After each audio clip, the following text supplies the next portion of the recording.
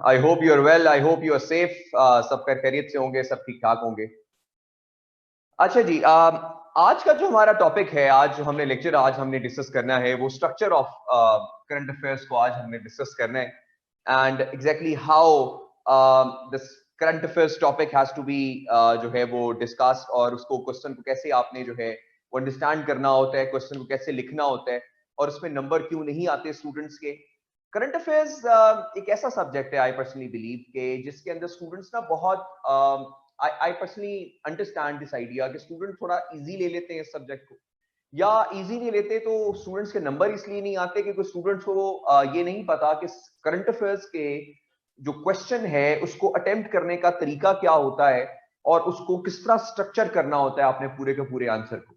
तो वो जितना भी जो हमारे प्रॉब्लम्स, जो छोटे छोटे प्रॉब्लम्स हैं कि स्ट्रक्चर कैसे करना है आपने पूरे के पूरे क्वेश्चन को, या पाकिस्तान अफेयर्स का स्ट्रक्चर भी यही है तकरीबन, अभी जो भी आपको मैं बताने लगा हूँ क्वेश्चन का, तो उसमें भी यही होगा कि इसके अंदर हम देखेंगे कि पूरे का पूरा जो आंसर है उसको हमने कैसे स्ट्रक्चर करना है, इसमें कौन कौन सी चीजें हमने ऐड करनी होती हैं।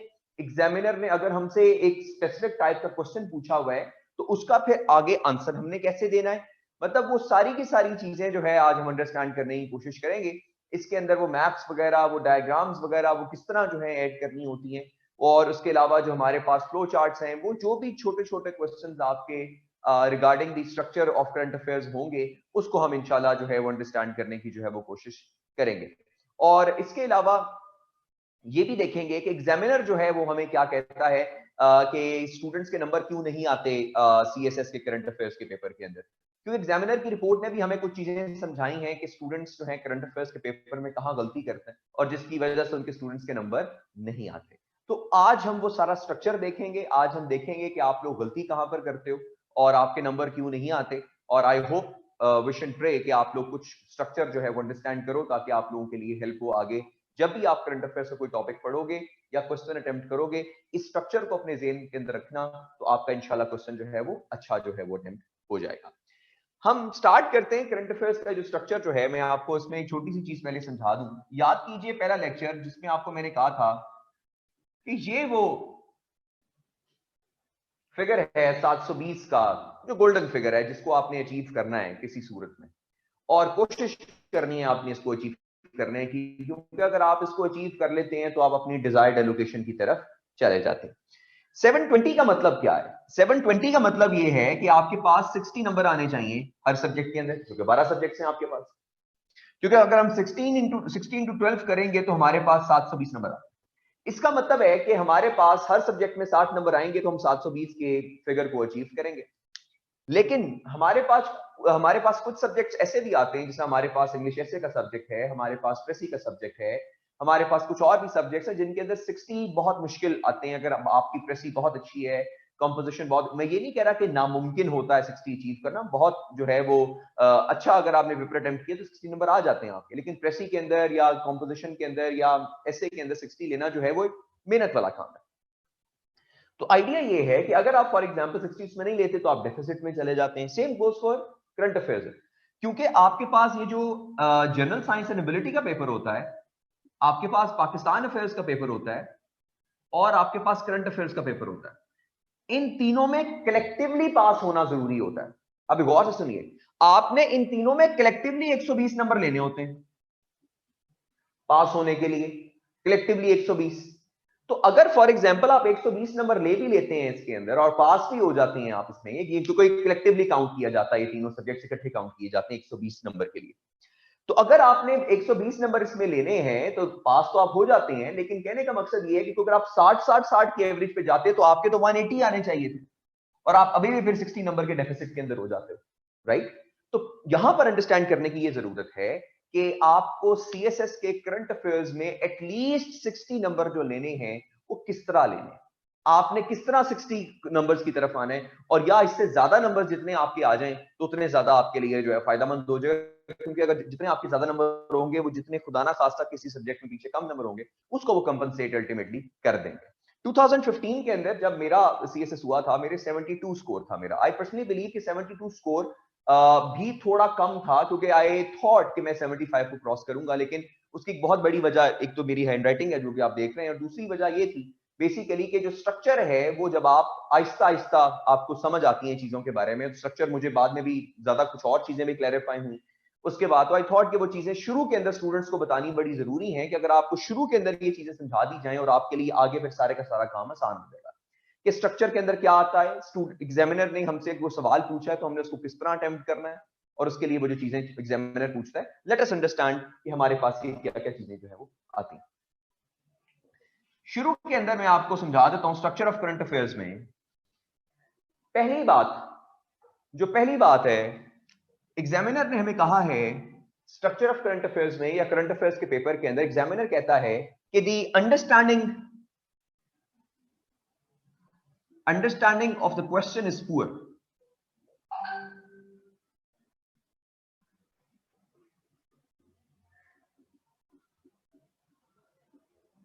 Understanding of the question is poor. Examiner कहता है अंडरस्टैंडिंग ऑफ द क्वेश्चन जो है वो स्टूडेंट्स की थोड़ी सी पुअर है, जिसकी वजह से वो स्टूडेंट्स अंडरस्टैंड नहीं करते क्वेश्चन को। जब क्वेश्चन अंडरस्टैंड नहीं होता तो अल्टीमेटली उसका स्ट्रक्चर समझ नहीं आता, क्योंकि हर करंट अफेयर्स के क्वेश्चन का स्ट्रक्चर डिफरेंट हो जाता है, क्योंकि उसमें अल्फाज इस किस्म के होते हैं कि जिसकी वजह से आपका स्ट्रक्चर ऑटोमेटिकली चेंज हो जाता है पूरे के पूरे क्वेश्चन का। अब let us understand this point कि वो एग्जामिनर क्या कहता है कि understanding of the question is poor. मैं अब आपके सामने एक एग्जांपल रखता हूं, ये देखिएगा। Analyse China Pakistan economic corridor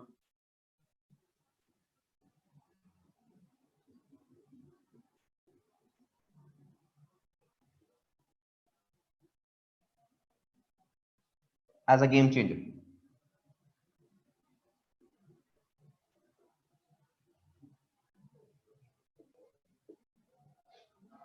Is CPEC a game changer?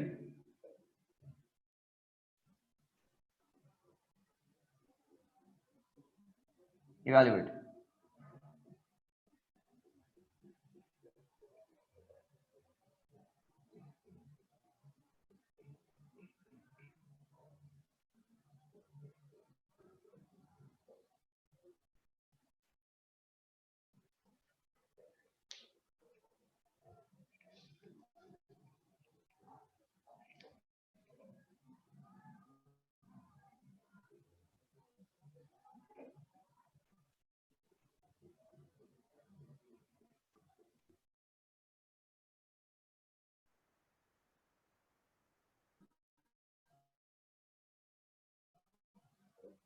ये आपके सामने मैंने 3 क्वेश्चन लिखे हैं।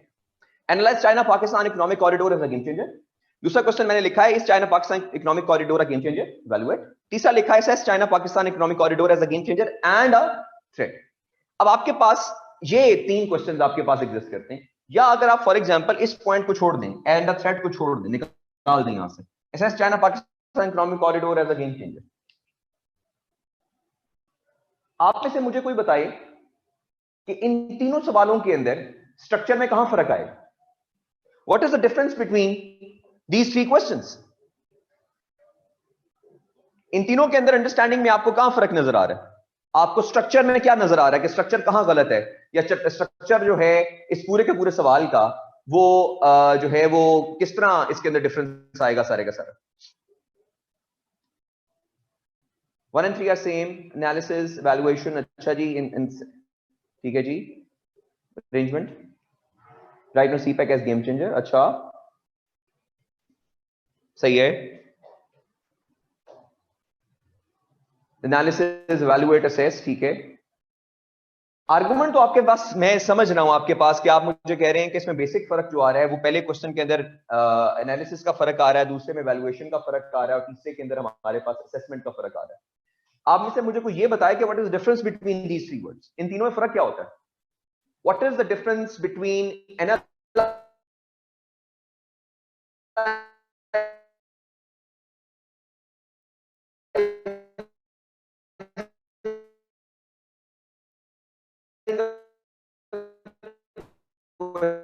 Question, evaluating a question?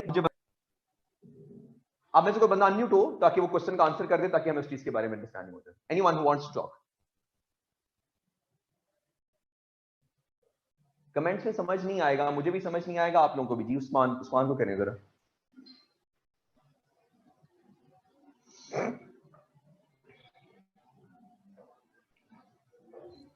अस्सलाम वालेकुम सर। जी वालेकुम अस्सलाम।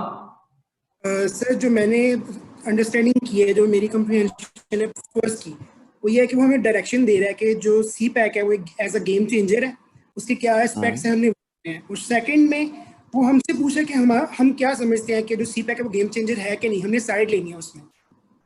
अच्छा, दूसरे क्वेश्चन में? जी, हम उसके अगेंस्ट भी जा अच्छा, सकते हैं और उसकी फेवर में भी जा सकते हैं सी पैक के। ठीक है, ठीक है।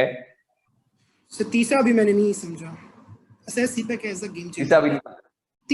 तीसरे में हमने बताना है कि अच्छा, हम उसकी जो पॉजिटिविटी या नेगेटिविटी दोनों बतानी है इसमें। तो फर्क क्या है पहले और दूसरे में, पहले और तीसरे में? पहले और तीसरे में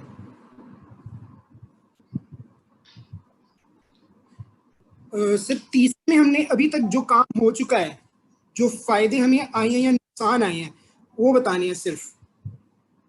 अच्छा, ठीक। कोई और? Thank you, thank you. Thank you. किसी को और को करें? कोई एक और बंदा था तो कह रहा था। जी सुहेल।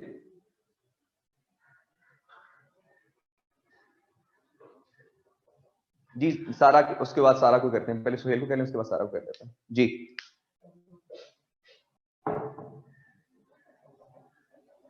जी, अस्सलाम वालेकुम sir. जी वालेकुम सलाम। Okay, so what I understand from the first question is कि analyze में हम उसके pros and cons दोनों देंगे. We will look at the negative side as well as the positive side. Second वाले में हम stance assume करेंगे and then we will debate तो नहीं, हम उस stance को लेके आगे move करेंगे question में. अगर हम positive, अगर हम कहते हैं if it's yes, तो we will talk about all the positive things about it. And if you say no, so we will talk about all... Sorry? Evaluate, you are saying evaluate. जब हम pros and cons बनाएंगे उसके बाद फिर हम आगे उसको लेकर चलेंगे आइडियाज। एवैल्यूएट में? हाँ जी, हाँ जी। अच्छा, ठीक है, ठीक है। एक स्टांस लेके अपना एक स्टांस अज्यूम करके हम उस स्टांस पे आगे इवैल्यूएट करेंगे उसको। ठीक है। और जो दूसरा वाला है assess CPEC as a game changer, उसने हमें पहले ही बता दिया है कि उसने स्टांस दे दिया है कि वो गेम चेंजर है। अच्छा, तो हम उस पॉजिटिव स्टांस में आगे चलेंगे फिर क्वेश्चन में। That is my understanding. ठीक हो गया। तो उस्मान की अंडरस्टैंडिंग थोड़ी सी फर्क है, आपकी अंडरस्टैंडिंग थोड़ी सी फर्क है, राइट? यस। अब बेसिक आइडिया आपको समझाने का बेसिकली ये है कि आप लोगों को, स्टूडेंट्स को अंडरस्टैंड होना चाहिए कि जब स्टूडेंट्स की अंडरस्टैंडिंग में फर्क आता है तो फिर नंबर नहीं आता। अब हमारे पास दो स्टूडेंट्स हैं और दो स्टूडेंट्स की understanding of the three questions are absolutely poles apart, और जिसकी वजह से फिर जब आपका स्ट्रक्चर वो सेम नहीं ना होता तो फिर आपके नंबर नहीं आते। अब मैं आपको समझाता हूं कि इसमें फर्क कहां पे। एक बंदे को और ले लेते हैं अंडरस्टैंडिंग उसकी। थैंक यू सारा। उसके बाद कोई और किसी और से इस पे अंडरस्टैंड करता है। जी एनीवन एल्स? जी करें जी।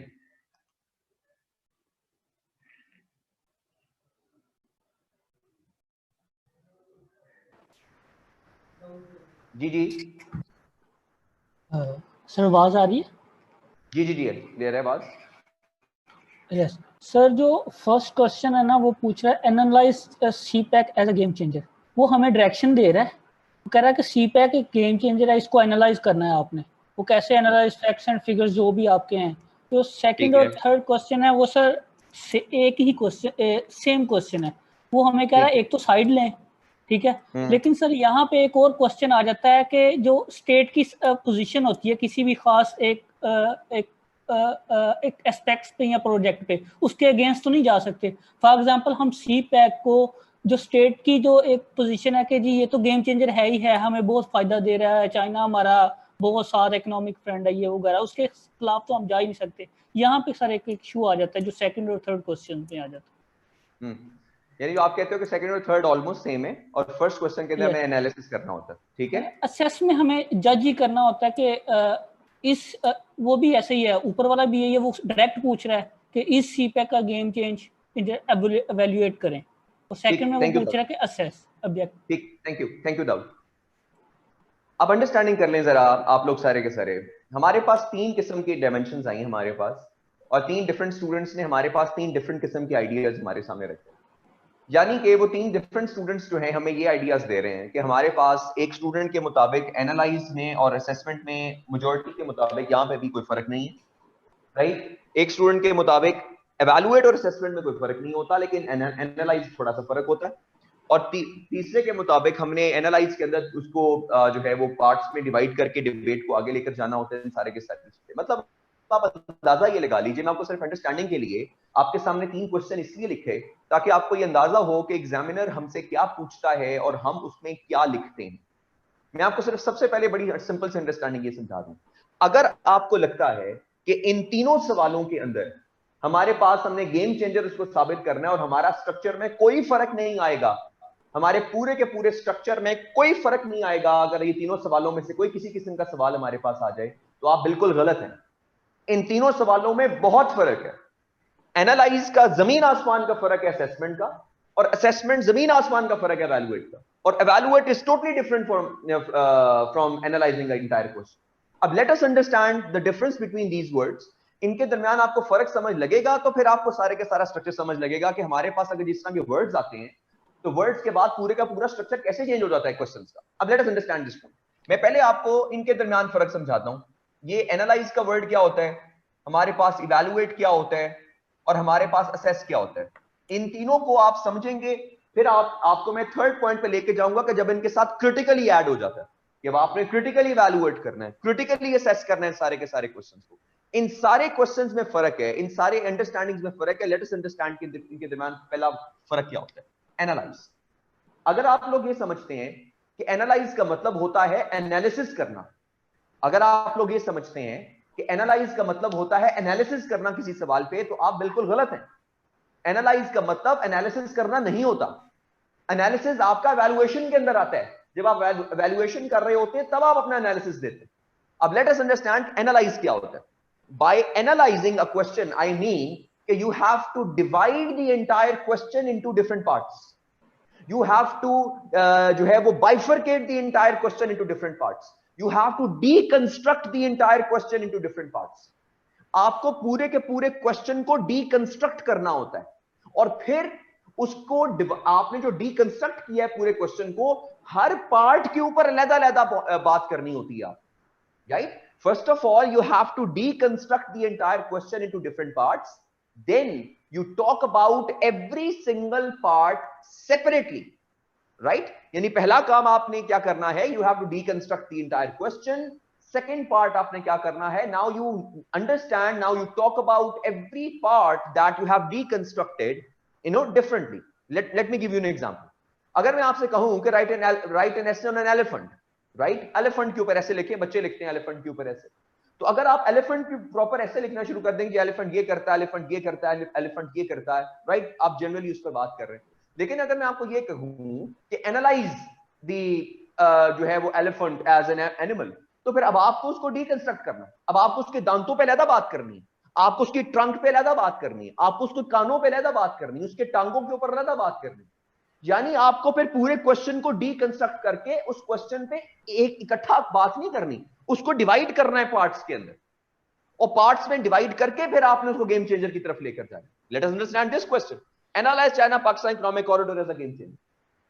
इसके अंदर आपके पास जो एनर्जी के प्रोजेक्ट्स हैं वो सेपरेट उन पे बात होगी, इकोनॉमी के प्रोजेक्ट्स पे सेपरेट बात होगी, इंफ्रास्ट्रक्चर के प्रोजेक्ट्स पर सेपरेट बात होगी, सिक्योरिटी के लिहाज से जो एज अ गेम चेंजर है वो अलग बात होगी, स्ट्रेटेजिक डेप्थ जो पाकिस्तान की है उस पर अलग बात होगी, राइट? पाकिस्तान का ये जो चाइना पाकिस्तान इकोनॉमिक कॉरिडोर और सेंट्रल एशियन रिपब्लिक्स का जो पाकिस्तान का रिलेशन बनता है उस पर अलग बात होगी। China Pakistan economic corridor and the people of Balochistan उस पर अलग बात होगी, पीपल ऑफ पंजाब पे अलग बात होगी, गवादर पर आप सेपरेट बात करें। यानी आपने पूरे के पूरे क्वेश्चन को डिफरेंट पार्ट्स में डिवाइड करना है, और डिवाइड करके हर क्वेश्चन हर पार्ट के ऊपर आपको एक जो है उसके ऊपर बात करने की जरूरत होती है। इसको कहते हैं एनालाइजिंग अ क्वेश्चन। एनालाइज का मतलब हरगिज नहीं होता कि आपने अपना जाती एनालिसिस देना होता है उसके ऊपर, आपका अपना जाती एनालिसिस उस पर नहीं आएगा। आप उस पर बात करेंगे कि अच्छा भाई China Pakistan economic corridor game changer कैसे है? लो जी, एनर्जी वाइज गेम चेंजर है, क्योंकि चाइना पाकिस्तान इकोनॉमिक कॉरिडोर में एनर्जी के लिए इतने प्रोजेक्ट्स लग रहे हैं, और पाकिस्तान एक एनर्जी स्कार्स कंट्री है, हमारे लिए गेम चेंजर है कि हमारी एनर्जी जो जरूरियात है वो पूरी हो जाएंगी। ठीक हो गया जी। दूसरी बात, एम्प्लॉयमेंट के लिए बात कर लेते हैं। अब पाकिस्तान के अंदर अनएम्प्लॉयमेंट रेशियो बहुत ज्यादा है, चाइना पाकिस्तान इकोनॉमिक कॉरिडोर जब बनेगा एम्प्लॉयमेंट अपॉर्चुनिटीज क्रिएट होंगी, एम्प्लॉयमेंट अपॉर्चुनिटीज क्रिएट होंगी, हमारे लिए नौकरियां मिलेंगी, ये हमारे लिए गेम चेंजर है, राइट? अब हम दूसरी बात कर लेते हैं, पाकिस्तान जो है स्ट्रेटेजिक डेप्थ पाकिस्तान की कैसे है। सेंट्रल एशियन रिपब्लिक्स आपके पास जो है वो लैंडलॉक्ड कंट्रीज हैं, वो एनर्जी रिच है, हम एनर्जी स्कार्स हैं। चाइना पाकिस्तान इकोनॉमिक कॉरिडोर के जरिए हम उन जो लैंडलॉक्ड कंट्रीज हैं उनको रूट प्रोवाइड कर सकते हैं टुवर्ड्स दी वार्म वाटर्स। ये हमारा स्ट्रेटेजिक डेप्थ होगा, इससे हमारी फॉरेन डायरेक्ट इन्वेस्टमेंट भी आएगी और हमारा जो इमेज है पूरी दुनिया में वो भी इकट्ठा होगा, अच्छा होगा। चौथे नंबर पे पाकिस्तान चाइना रिलेशंस के लिए, as much as Pakistan needs China, China needs Pakistan as well. उसको भी पाकिस्तान की जरूरत है, क्योंकि पाकिस्तान की जो स्ट्रेटेजिक सूरत हाल है उसके अंदर चाइना को पाकिस्तान की बहुत ज्यादा जरूरत है, क्योंकि चाइना अगर इकोनॉमिक कॉरिडोर डेवलप कर रहा है तो किस लिए कर रहा है? अपने लिए भी डेवलप कर रहा है, उसको एक रूट मिल जाएगा वार्म वाटर तक जाने के लिए। तो पाकिस्तान चाइना के रिलेशंस बहुत बेहतर होंगे। इससे अल्टीमेटली हमें क्या फायदा होगा? अगर पाकिस्तान चाइना के रिलेशन सीपैक से बेहतर हो गए, हमें क्या फायदा है? क्योंकि इंडिया चाह रहा है यूनाइटेड नेशंस के अंदर permanent membership of the security council. Permanent membership of the security council लेने के लिए उसको ऑल P5 मेंबर, जितने परमानेंट मेंबर्स हैं, उनका अप्रूवल चाहिए। चाइना एक परमानेंट मेंबर है, जब तक चाइना अप्रूवल नहीं देगा इंडिया की परमानेंट मेंबरशिप का, इंडिया परमानेंट मेंबर बन नहीं सकता। तो जितना पाकिस्तान चाइना के करीब जाएगा, इतना चाइना इंडिया से दूर जाएगा और इंडिया की seat in the permanent membership of security council वो दूर जाएगी। FATF की बात कर लो, FATF के अंदर जो उनका डायरेक्टर है वो चाइनीज है, तो जितना पाकिस्तान चाइना के करीब जाएगा, हम FATF के अंदर से ग्रे लिस्ट से व्हाइट लिस्ट में आने के लिए हमारे पास ज्यादा चांसेस होंगे। तो आपको पूरे के पूरे क्वेश्चन को डीकंस्ट्रक्ट करना है डिफरेंट पार्ट्स में, उससे आप गेम चेंजर के तौर पे आप साबित करते हो। You are not giving your own analysis, you are just dividing the entire question into different parts. तो एनालाइज का मतलब होता है कि you have to deconstruct the entire question into different parts, and after deconstructing the entire question you have to talk about every single part that you have deconstructed separately. आपको उन पे separate बात करनी है, उस पे अपना एविडेंस देना है। अगर आपको लगता है बैकग्राउंड की जरूरत है तो आप उस पे बैकग्राउंड पे बात कर लेंगे जाके। ये होता है एनालाइज करना। इसके अंदर आपने अपना जाती एनालिसिस नहीं देना होता। ये है फर्क सबसे पहले क्वेश्चन के अंदर कि analyze China Pakistan economic corridor as a game changer. अब ये हमारे पास गेम चेंजर के तौर पे एनालाइज का वर्ड आ गया। अब आते हैं इवैल्यूएट में। एनालाइज और इवैल्यूएट में बेसिक फर्क सिर्फ इतना है कि मैंने आपको बताया कि एनालाइज के अंदर आपको डीकंस्ट्रक्ट करना है, डीकंस्ट्रक्ट करने के बाद आपको हर पार्ट के ऊपर जो आपने डीकंस्ट्रक्ट किया उस पर सेपरेटली बात करनी है। सेपरेटली बात करने के बाद अगर आपको लगता है कि उसका बैकग्राउंड देने की जरूरत है या फ्यूचर देने की जरूरत है तो आप वो भी दे लीजिएगा उसका। अब इवैल्यूएट में क्या फर्क है? इवैल्यूएट में और एनालाइज में फर्क ये है कि जिस तरह आपने एनालाइज में सारा कुछ किया, इवैल्यूएट में भी यही सारा कुछ करना है। लेकिन इवैल्यूएट में एक चीज एक्स्ट्रा आपने क्या करनी है कि आपने अपना जाती एनालिसिस भी देना है इसके ऊपर। Your own personal opinion, your own personal analysis is part of the word evaluation. Evaluate, आप इवैल्यूएट कर रहे हो। इवैल्यूएट में सब कुछ वही सेम है जो एनालाइज में है, सिवाय एक चीज के फर्क के कि आपने इवैल्यूएट के अंदर आपने एनालाइज करने के बाद अपना एनालिसिस भी देना होता है। मतलब आप इवैल्यूएट को समझ लो, evaluate is equal to analyse plus personal analysis.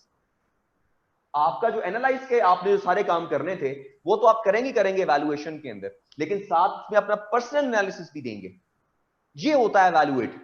इसके अंदर आप इवैल्यूएशन की बात करते हो। अब आप देखिए कि अगर आप फॉर एग्जांपल एनालाइज आपसे इवैल्यूएट पूछा है एग्जामिनर ने और आप अपना पर्सनल एनालिसिस उसके अंदर नहीं देते और आप सिर्फ एनालाइज करके उसको सवाल को आ जाते हो, तो आपके सवाल के नंबर कट जाएंगे और आप कहोगे भाई बाहर निकल के कहोगे लोगों को, अब मैं तो 10 सफे लिख के आया था यार, एग्जामिनर ही पागल है, एग्जामिनर तो समझ ही नहीं आई मेरी बात की। एग्जामिनर इस दफा ना करंट अफेयर्स को बहुत मारा है उन्होंने, करंट अफेयर्स के नंबर नहीं आए, मैं तो 12-12 सफे लेके आया था। आपको तो पता ही नहीं है कि उसने एनालाइज पूछा था, इवैल्यूएट पूछा था कि सेस पूछा था, और आपने एक ही तरीके से सारे का सारा सवाल अटेम्प्ट कर दिया अल्टीमेटली। तो उससे हुआ क्या? उससे आपके नंबर कट गए सारे के सारे, राइट। ये हमारे पास अंडरस्टैंडिंग इसके अंदर क्या है कि आपने उसमें अपना एनालिसिस की कहां पर देना होता है। पर्सनल एनालिसिस में आपको बताता हूं। लेट सिर्फ फर्क समझ लीजिए पहले इन वर्ड्स के अंदर, इनमें फर्क कहां पर है, इसका स्ट्रक्चर कैसे आता है, मतलब कौन सी चीज कहां आएगी, ये तो आपको मैं बताता हूं। लेकिन पहले इन्हें फर्क समझ लीजिए कि फर्क इसके अंदर क्या है। तो हमारे पास एनालाइज और इवैल्यूएट में ये फर्क आ गया। अब तीसरा वर्ड है हमारे पास असेस। असेस में और इवैल्यूएट में क्या फर्क है? देखिए ना, हर एक दूसरे के बाद आ रहा है वर्ड। यानी एनालाइज के अंदर आपने डीकंस्ट्रक्ट करना है, उस पर सारी कुछ हो गया। इवैल्यूएट में आपने क्या करना है? इवैल्यूएट में आपने एनालाइज के साथ साथ अपना पर्सनल एनालिसिस भी देना है। असेसमेंट में क्या करना है आपने? असेसमेंट में आपने ऑल स्टेक होल्डर एनालिसिस देना होता है। ऑल स्टेक होल्डर एनालिसिस, कि जितने भी स्टेक होल्डर्स अवेलेबल हैं इस सवाल के अंदर, जितने भी लोग इंपॉर्टेंट हैं इस चीज के अंदर, जितने स्टेक होल्डर्स इंपॉर्टेंट हैं, उसका एनालिसिस आपने देना होता है। China Pakistan economic corridor as a game, assess China Pakistan economic corridor as a game changer. How Pakistan believes it is a game changer, क्योंकि पाकिस्तान एक स्टेक होल्डर है. How China believes it is a game changer, China इसमें stake holder है. How United States of America sees China Pakistan economic corridor as a game changer, क्योंकि United States of America इसको जो है वो string of pearls का नाम देता है, और इंडिया चाइना ने इसको जो है वो 9 डॉटेड लाइन का नाम जो है वो दिया हुआ है. तो यूएस का क्या पॉइंट ऑफ व्यू है एज अ गेम चेंजर, इस पे इंडिया इसको कैसे लेकर आ रहा है? तो अब देखें, चाबहार पोर्ट को और गवादर पोर्ट को मिलाने की बात हो रही है, तो ईरान का पॉइंट ऑफ व्यू क्या कैसा है इसके ऊपर as a game changer, Afghanistan का पॉइंट ऑफ व्यू इसके ऊपर क्या है. यानी ऑल स्टेक होल्डर एनालिसिस, जितने भी स्टेक होल्डर आपको इस पूरे सवाल में नजर आते हैं, जितने भी इंपॉर्टेंट लोग जिनकी ओपिनियन मैटर करती है इस चीज के ऊपर, उनको स्टेक होल्डर कहा जाता है. यानी जो जो लोग इसमें इन्वॉल्व हैं, मतलब फॉर एग्जांपल आप ये कह लो, एक कंपनी है, कंपनी में 5 लोगों ने कंपनी बनाई है, और मैं कहूं जी स्टेक होल्डर एनालिसिस देना. स्टेक होल्डर एनालिसिस का मतलब ये है कि जितने इंपॉर्टेंट लोग हैं, यानी वो 5 लोग, पांचों का ओपिनियन आपने देना है, इसको स्टेक होल्डर्स कहते हैं. मैं all those people who are involved in an company to make that company a big company, उनको आप स्टेक होल्डर कहते हो, राइट. तो ये होता है आपके पास असेसमेंट. यानी असेसमेंट में क्या होगा, असेसमेंट के ऊपर होगा एनालाइज प्लस जो है वो stakeholder analysis plus personal analysis. Assessment होगी analyse plus stakeholder analysis plus personal analysis. ये तीनों चीजें कलेक्टिवली हो जाएंगी, ये असेसमेंट में आ जाएगा सारा कुछ. यानी अगर आपको असेस का पूछा है उसने, और असेसमेंट में आपने सिर्फ अपनी पर्सनल एनालिसिस दिया है, आपने ये नहीं बताया कि how China believes that CPEC is a game changer, how Pakistan as a state believes CPEC is a game changer, how the people of Pakistan believes CPEC as a game changer, right, how United States of America sees CPEC as a game changer, how जो है वो central Asian republics Afghanistan and Iran believe China Pakistan economic corridor as a game changer. जो जो लोग आपको लगता है कि इसके अंदर डिपेंडेंट हैं, जो लोग इसके अंदर स्टेक होल्डर्स हैं, उनका एनालिसिस अगर आपने नहीं दिया, आपका सवाल इनकम्प्लीट है, तो आपके नंबर नहीं आएंगे. तो ये बेसिक फर्क है आपके तीनों वर्ड्स के अंदर. अभी तो और भी वर्ड्स हैं, उनके बारे में आपको मैं बताता हूं. पहले ये 3 वर्ड्स बड़े इंपॉर्टेंट, और अगर आपको अंडरस्टैंडिंग हो अभी कि ये कितने इंपॉर्टेंट वर्ड्स थे, कि आपका पूरे का पूरा स्ट्रक्चर चेंज हो जाता है सवाल अटेम्प्ट करने का, तो फिर अब आपको समझ आएगी कि आपके सीएसएस के करंट अफेयर्स या पाकिस्तान अफेयर्स में नंबर क्यों नहीं आते. वो इसीलिए नहीं आते क्योंकि हमें नजर आता है सीपैक का वर्ड लिखा हुआ, हमें सीपैक नजर आता है और गेम चेंजर नजर आता है. हमने सीपैक को गेम चेंजर साबित करना है, हमें इवैल्यूएट नजर नहीं आता, जो सबसे इंपॉर्टेंट वर्ड है पूरे क्वेश्चन के. हम क्वेश्चन को आधा पढ़ते हैं, आधा नहीं पढ़ते, इसीलिए नंबर नहीं आते. एग्जामिनर जानबूझ के ये वर्ड्स फेंकता है स्टूडेंट के सामने, कि स्टूडेंट को फर्क पता है इनके दरमियान, कि इनके दरमियान जो है अगर आपने क्वेश्चन लिख दिया तो इनके दरमियान बेसिक फर्क कैसे आएगा. अगर आपको फर्क नहीं पता तो आपके नंबर कट जाते हैं. तो ये बेसिक फर्क है आपके पास इन तीनों वर्ड्स के अंदर, एनालाइज, असेस एंड इवैल्यूएट. ठीक है जी. अब ये आपके पास अल्टीमेटली, मैं आपको क्रिटिकल के ऊपर अभी चलता हूं, भी सिर्फ इन 3 वर्ड्स के ऊपर बात आपको मैंने बताई. ये 3 वर्ड्स में फर्क समझ लग गया आपको, राइट? ये 3 वर्ड्स में फर्क समझ लगा आपको? यार आप फिर वही बात कर रहे हैं सारे के सारे. मैंने आपको उन 3 वर्ड्स पे पूछा है, डिस्कस पे तो मैं गया ही नहीं हूं अभी, एक्सप्लेन भी नहीं बताया आपको मैंने, अभी आपको मैंने वैल्यूएट भी नहीं बताया. वो आपको जो है आगे एक्सप्लेन होता है, आपके पास डिफाइन होता है, आपके पास इलस्ट्रेट होता है, उन वर्ड्स पे तो मैं गया ही नहीं हूं अभी. ये 3 वर्ड्स अगर आपको समझ लग गए हैं तो इसका मतलब आपके पास आपको चीजें अंडरस्टैंडिंग हो जानी चाहिए. अच्छा, अब आते हैं सवाल के ऊपर. जी दानिश, सवाल लें दानिश.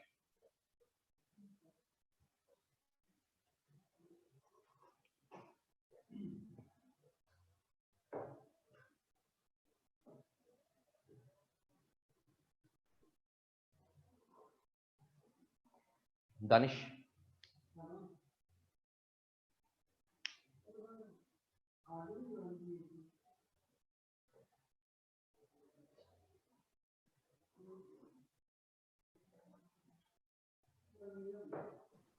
जी.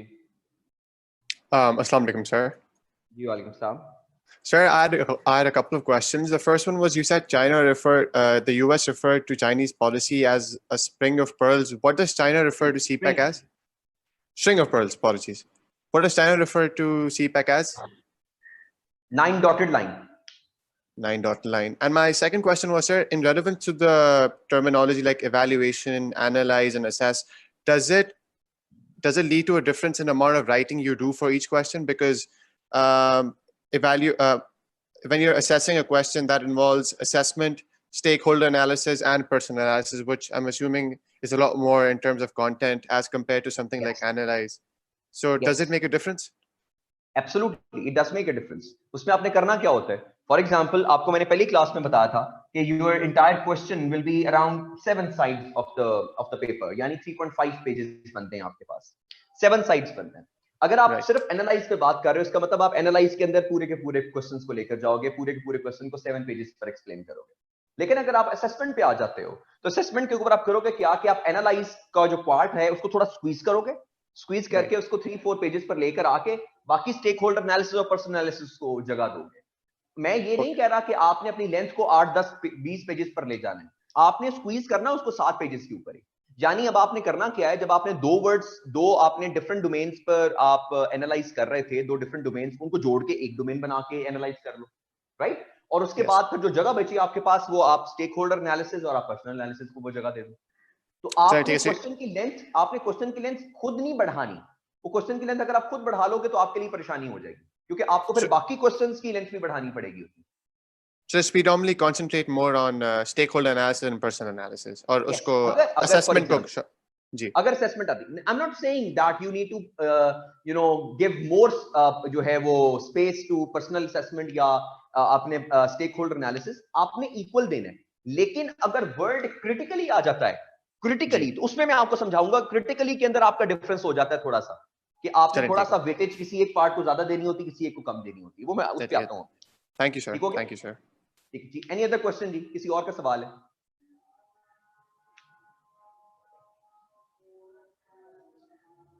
Any other question?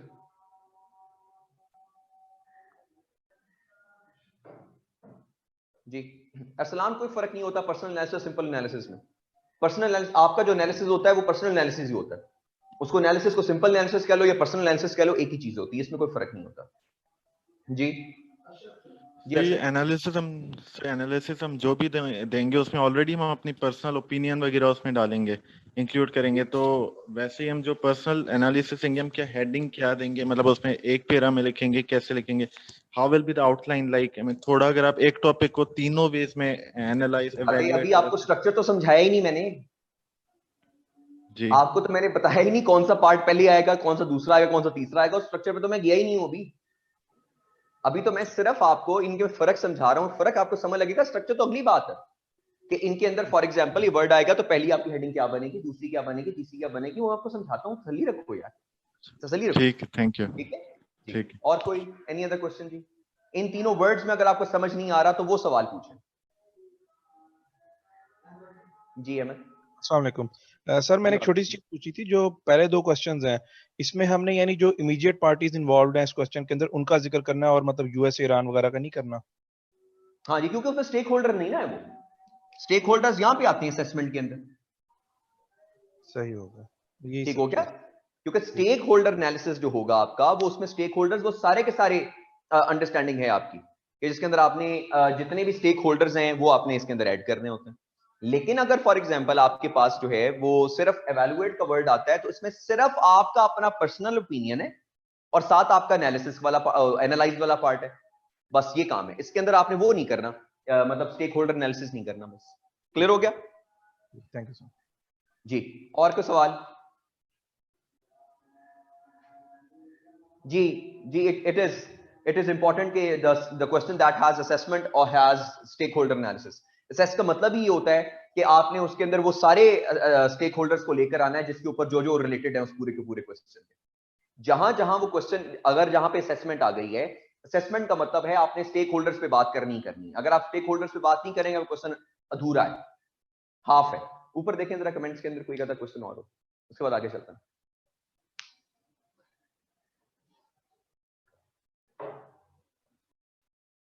जी जी. अहमद को करें जरा अनम्यूट, मोहम्मद अहमद को. मोहम्मद अहमद को, मोहम्मद अहमद है इसको कर रहे हो यार?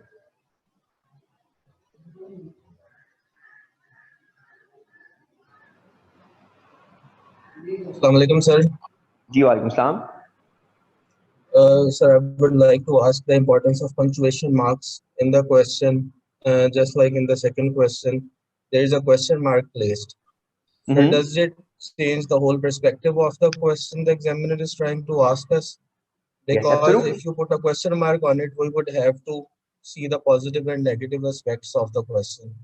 Yes, absolutely. क्योंकि जब आपका क्वेश्चन आता है तो अगर आप China, sir, the relationship, sir, also the relationship of these punctuation marks with the words you have discussed, evaluate, assess, आपको वही बताने लगा, जरा समझ लीजिए। इस China Pakistan economic corridor a game changer के अगर आपके पास क्वेश्चन मार्क आ गया, इसका मतलब है you can disagree with it as well कि China Pakistan economic corridor is not a game changer, right? जब आप एवेलुएट की बात करेंगे तो एवेलुएट के अंदर आप अपना एनालिसिस जब आप देंगे और उसमें आप एनालिसिस के अंदर जब आप बाकी जो आपने पूरे का पूरा उसको एनालाइज करना है तो उसके अंदर आप कह सकते हैं कि China Pakistan economic corridor is not a game changer. आप उसमें कह सकते हैं क्योंकि आगे क्वेश्चन मार्क लिखा हुआ है, is China Pakistan economic corridor a game changer, right? या अगर वो कह देता evaluate China Pakistan economic corridor as a game changer, ठीक है? Do we have the liberty? Do we have the same liberty in the first and third question? You don't have a liberty because that's a statement, right? Analyze China Pakistan economic corridor as a game changer. आपने उसके अंदर liberty नहीं है आपके पास। जब question mark है then you have a liberty to talk about the negatives and the positives as well. यानी आपने उसके राइट और लेफ्ट पे जाने का आपको परमिशन सिर्फ और सिर्फ तब है जब क्वेश्चन मार्क आ गया।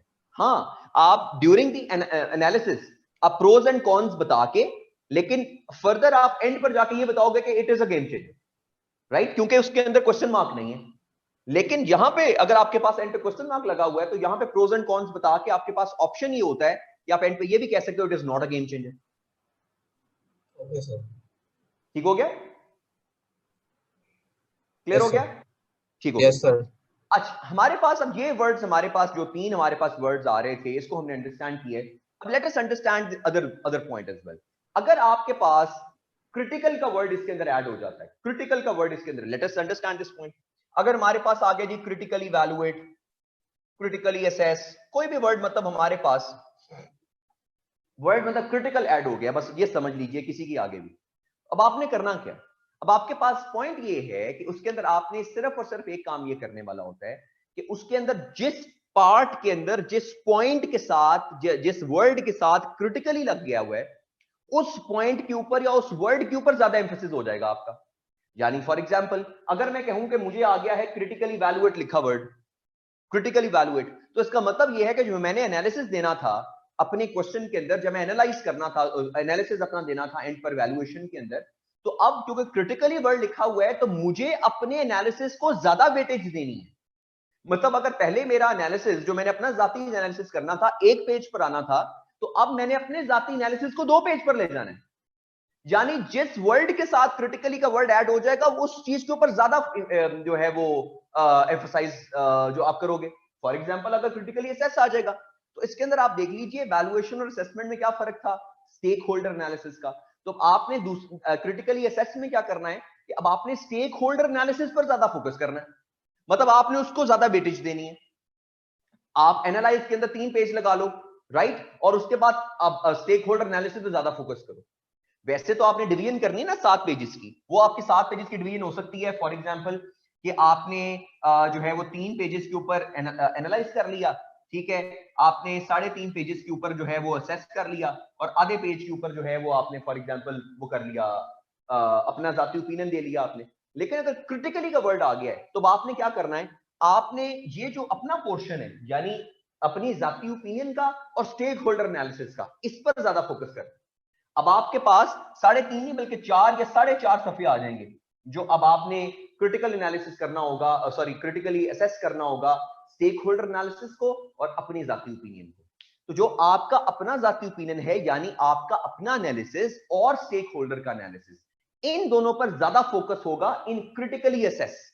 और जो आपने जो वक्त बचाना है यानी वो जो एनालाइज के अंदर आपने जो 3-4 पेज लगाने होते हैं उनको थोड़ा सा कम करके आपने ज्यादा फोकस अपना पर्सनल जो है वो एनालिसिस जो आपका है या स्टेक होल्डर एनालिसिस है उसके ऊपर आपके पास अल्टीमेटली जो है ना वो ज्यादा फोकस जो है वो हो जाता है। क्लियर हो गया? ये आपके पास पूरे का पूरा फर्क है। जब आपके पास क्रिटिकली का वर्ड आ जाता है तो क्रिटिकली के अंदर एक चीज आपने करनी होती है कि जिस वर्ड के साथ क्रिटिकली का वर्ड लिखा गया है, अब आपने उसके ऊपर ज्यादा एम्फसाइज करना है, उस पर ज्यादा फोकस करना है। अगर वैल्यूएट के साथ आ गया है तो मतलब कि आपके अपने जाती ओपिनियन के ऊपर, आपके जाती एनालिसिस पर ज्यादा एम्फेसिस होगा। अगर असेसमेंट में आ गया तो उसका मतलब stakeholder analysis plus your opinion, इनके ऊपर ज्यादा एम्फेसिस होगा। तो जिसके ऊपर ज्यादा एम्फसाइज करना है वो उसके साथ क्रिटिकली का वर्ड लगा देते हैं। वो अगर मैं आपका जाती एनालिसिस जानने की मुझे ज्यादा शौक है तो मैं क्रिटिकली इवैल्यूएट कर दूंगा ताकि मुझे पता चले कि स्टूडेंट का जाती एनालिसिस क्या है। अगर मैं चाहता हूं कि हाँ मुझे पता चले कि स्टूडेंट की ओपिनियन स्टेक होल्डर्स के ऊपर अपनी ओपिनियन क्या है, तो मैं क्रिटिकली असेस लिख दूंगा ताकि उससे होगा क्या कि मुझे पता चलेगा कि आपका जाती ओपिनियन और स्टेक होल्डर्स के लिए जो आपकी अंडरस्टैंडिंग है वो क्या है। क्लियर हो गया जी? तो ये आपके पास सारे का सारा अंडरस्टैंडिंग होता है पूरे के पूरे पॉइंट का, इसमें आपके पास ये वर्ड्स ऐड हो जाते हैं। अब हमारे पास एक दूसरा जो है वो आप समझ लें कि बंच ऑफ वर्ड्स हैं कि जिसके अंदर आपके पास आ जाता है एक्सप्लेन, जिसके अंदर आ जाता है आपके पास डिस्क्राइब, जिसमें आ जाता है आपके पास डिफाइन, इलस्ट्रेट।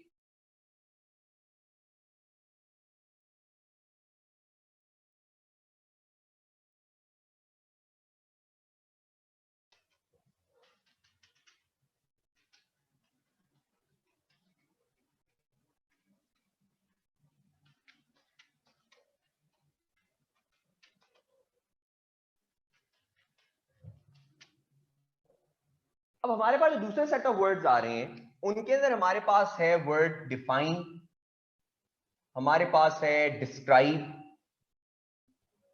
हमारे पास है एक्सप्लेन, हमारे पास है इलस्ट्रेट, हमारे पास है डिस्कस। इस तरह के वर्ड्स हमारे पास आ जाते हैं कि जिसके अंदर तरीकेकार हो जाएगा आपके पास इसको पूरे के पूरे सवाल को अटेम्प्ट करने का। अब लेट अस अंडरस्टैंड इनके दरमियान में फर्क कहां पर आता है। डिफाइन सिंपल, आपको पता है डेफिनेशन पूछी है एग्जामिनर ने आपसे, एग्जामिनर कहता है इस चीज को आप डिफाइन कर दें, लेकिन अब ना बड़ी ये जानबूझ के एग्जामिनर ना वर्ड डिफाइन का भी इस्तेमाल करते हैं क्योंकि ना एग्जामिनर्स को पता होता है कोई ना कोई मछली तो हमारे हाथ आएगी आएगी। स्टूडेंट्स अब गलती कहां पर करते हैं डिफाइन करते हुए भी, late us understand this point. क्योंकि हमें कभी कभार किसी सब्जेक्ट को ना बहुत ज्यादा पढ़ा होता है, हमें बहुत ज्यादा चीजों के बारे में पता होता है उसके, और हम ना कभी कभार क्या करते हैं अपने वो झाड़ने के लिए कि हमारे पास बड़ा नॉलेज है, हम 2-3 किस्म की डेफिनेशंस दे देते हैं एग्जामिनर को ताकि पता चले कि हमने ये भी पढ़ा हुआ है, ये भी पढ़ा हुआ है, ये भी पढ़ा हुआ है। और लेकिन हमें पता नहीं होता कि उनमें से 2 डेफिनेशंस ऐसी होती हैं जो कि कॉन्ट्राडिक्टरी होती हैं एक दूसरे के कॉन्ट्राडिक्टरी होती है, राइट? तो उसके अंदर आपने क्या करना होता है, आपने उसके अंदर अंडरस्टैंडिंग ये करनी होती है कि आपने डिफाइन का जब वर्ड आए तो आपने सिर्फ और सिर्फ एक डेफिनेशन देनी है, आपने सिर्फ और सिर्फ एक डेफिनेशन देनी है। Late us understand this point. आपने डिफाइन करते हुए सिर्फ और सिर्फ एक डेफिनेशन देनी और इसके अलावा आपने कोई डेफिनेशन नहीं देनी, क्योंकि अगर हम कभी कभार 2 डेफिनेशंस दे देते हैं, 3 डेफिनेशंस दे देते हैं, लेकिन उनमें से अगर 1 या 2 डेफिनेशंस आपस में कॉन्ट्राडिक्टरी हो और उस कॉन्ट्राडिक्शन को हम एग्जामिनर के सामने एक्सप्लेन ना करें, राइट, उस कॉन्ट्राडिक्शन को हम एग्जामिनर के सामने एक्सप्लेन ना करें, तो फिर फर्क कहां पर आ जाता है, एग्जामिनर हमारे नंबर काट लेता है।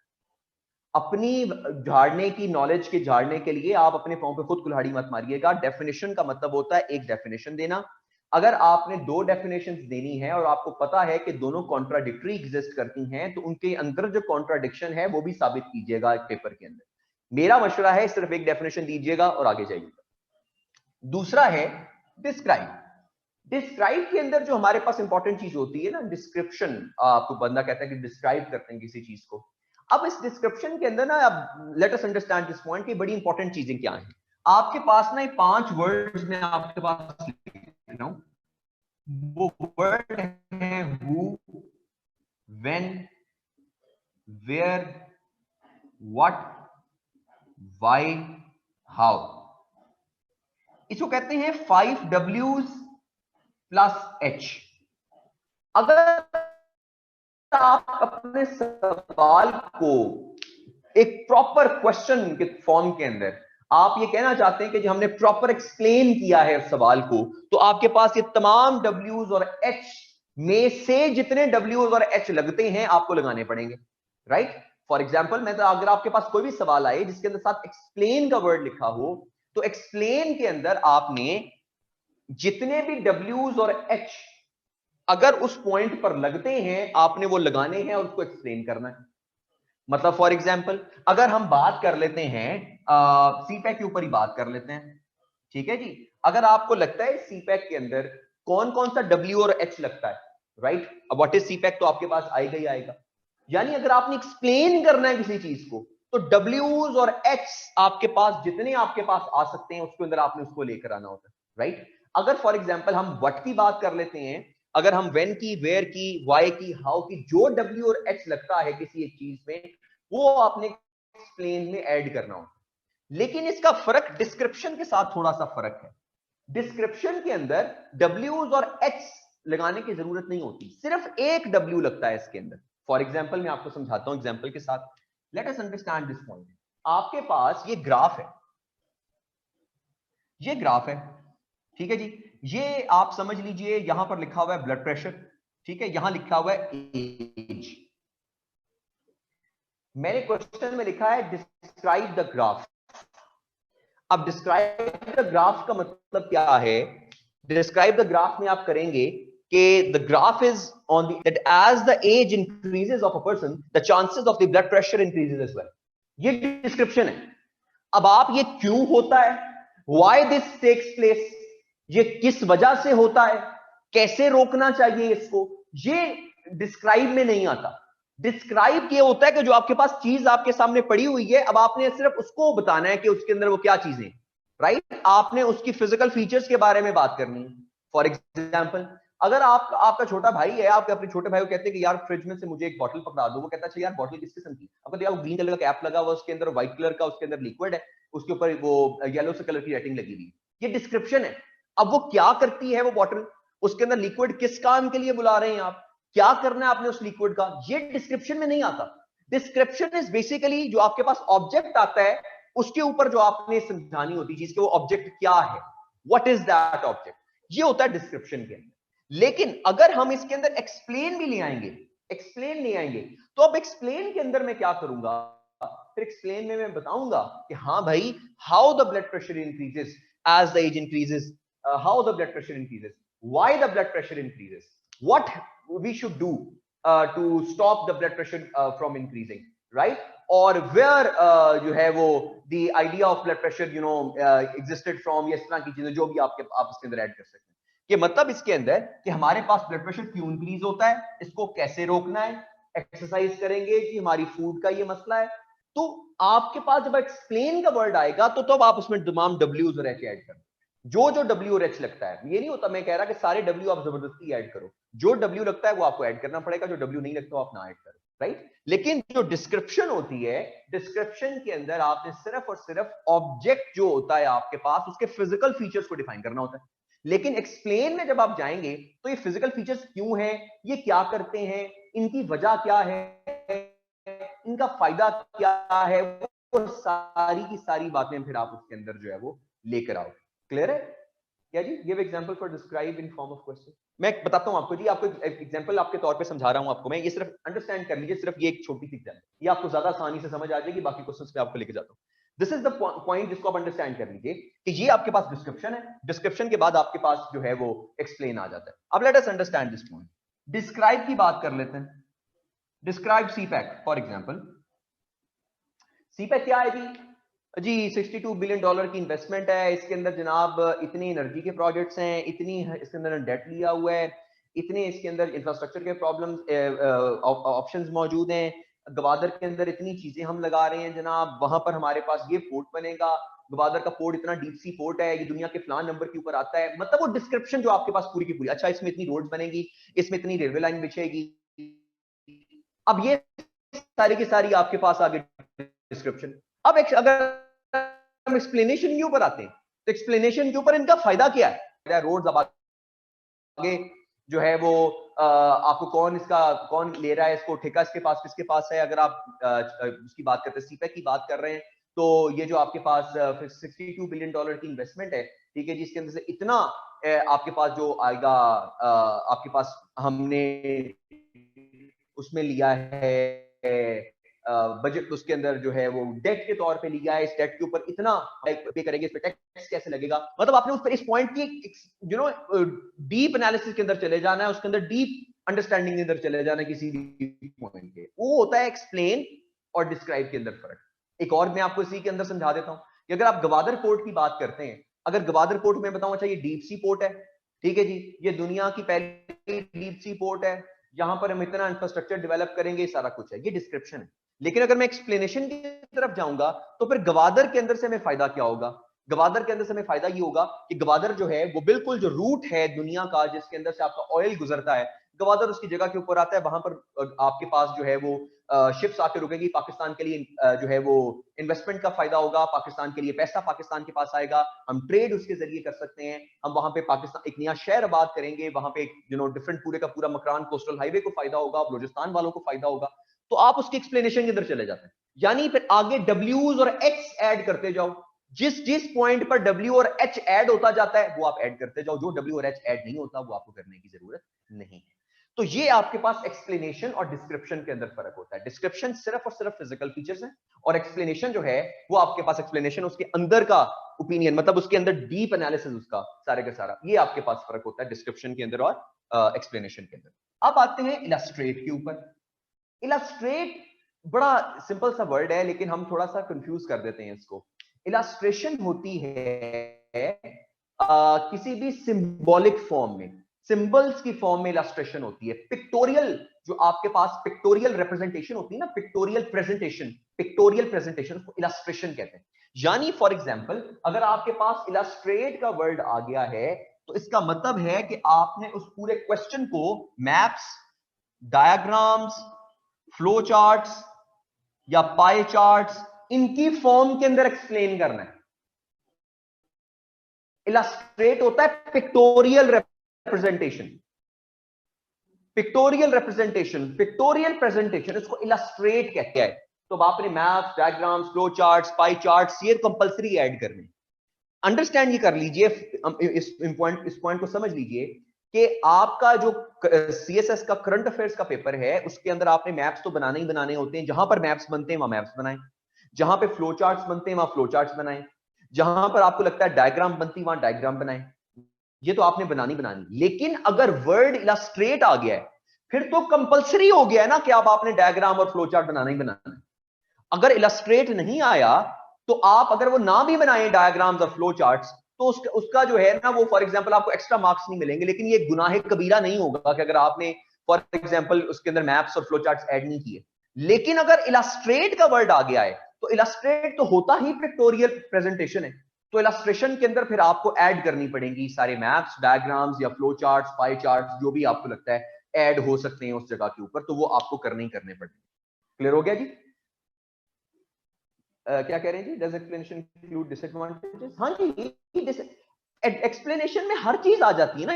ये देखें, who, when, where, what, why, जब आप व्हाई की बात करते हैं तो उसमें हो सकता है डिसएडवांटेज भी आ जाए, उसके अंदर कोई भी आ सकती है चीज। हाउ, अगर आपने डिसएडवांटेज, एक्सप्लेनेशन का मतलब हर चीज है, एवरीथिंग।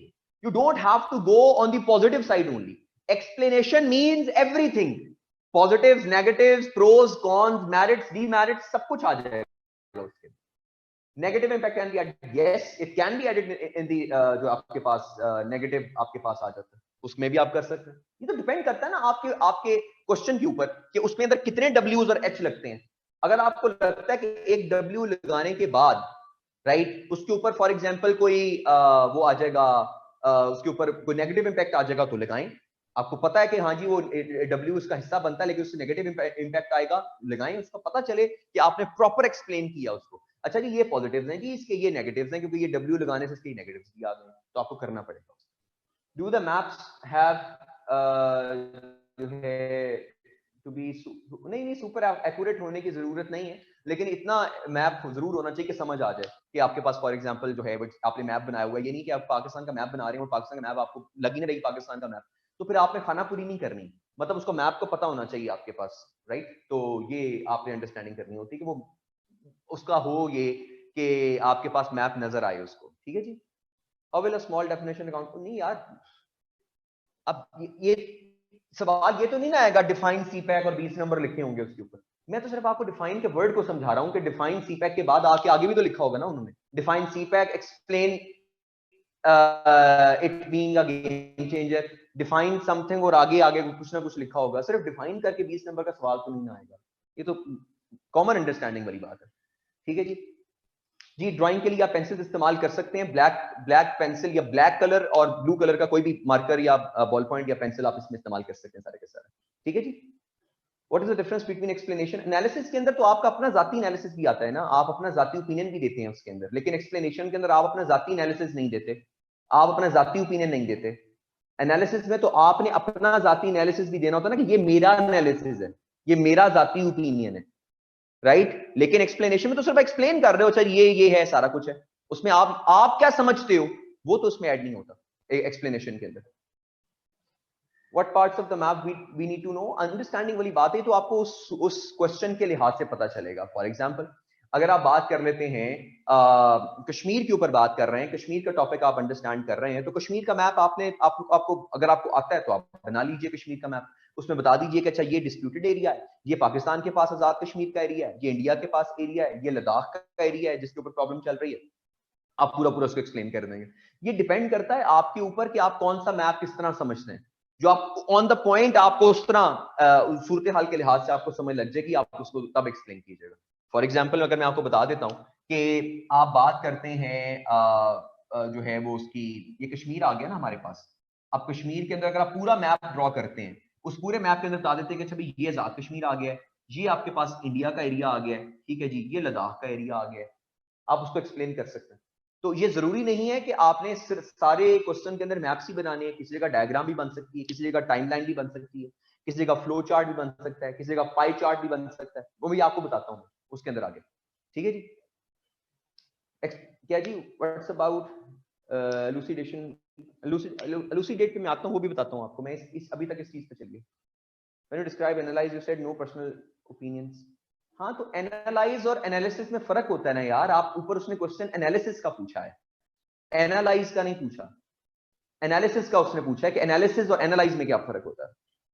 हाँ जो होल देखें मेरी बात सुने, जितना आपके पास क्वेश्चंस आपके पास आते हैं, जितने आपके पास क्वेश्चंस हैं, आपने जितना आपने देखना है, फॉर एग्जांपल जो आपके पास करंट अफेयर्स का क्वेश्चंस बनते हैं, मिडल ईस्ट बनता है, आपके पास पाकिस्तान बनता है, आपके पास जो है वो साउथ चाइना सी का डिस्प्यूट है, आपके पास इंडियन ओशन का डिस्प्यूट है, तो वो मैप्स आपको पढ़ने हैं। आपको अफ्रीका के मैप्स पढ़ने की जरूरत नहीं, क्योंकि Africa is not part of your CSS syllabus, right. आपको ऑस्ट्रेलियन कॉन्टिनेंट पढ़ने की जरूरत नहीं है, आपको नॉर्थ अमेरिका पढ़ने की जरूरत नहीं है, आपको साउथ अमेरिका पढ़ने की इतनी ज्यादा जरूरत नहीं है। आपको बेसिक रहना है, आपने एशिया के अंदर, मिडल ईस्ट के अंदर, आपने साउथ एशिया के अंदर रहना है, आपने सेंट्रल एशियन रिपब्लिक्स तक आप जा सकते हैं। आप अपना सिलेबस निकाल लें ना, तो सिलेबस के अंदर आपके पास कौन कौन से सवाल है। अगर आपके पास सिलेबस के अंदर सवाल आ रहे हैं, फॉर एग्जाम्पल आपके पास साउथ चाइना सी है, आपके पास इंडियन और पैसिफिक ओशन है, आपके पास जो है वो ये साउथ एशिया है, सेंट्रल एशिया है, ईस्ट एशिया है, जिसके अंदर आपके पास ये वियतनाम वाली सारी साइड्स आती हैं, तो वो मैप्स आपको देखने की जरूरत है।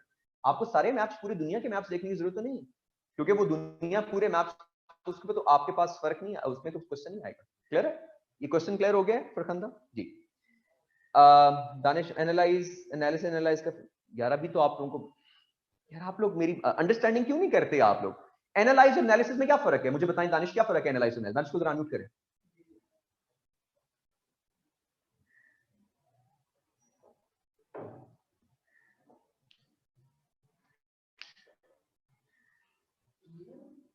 दानिश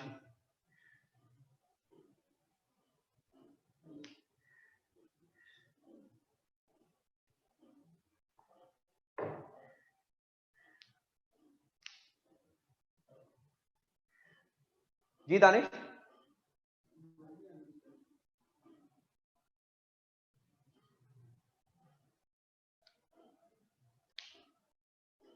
क्वेश्चन क्या है आपका?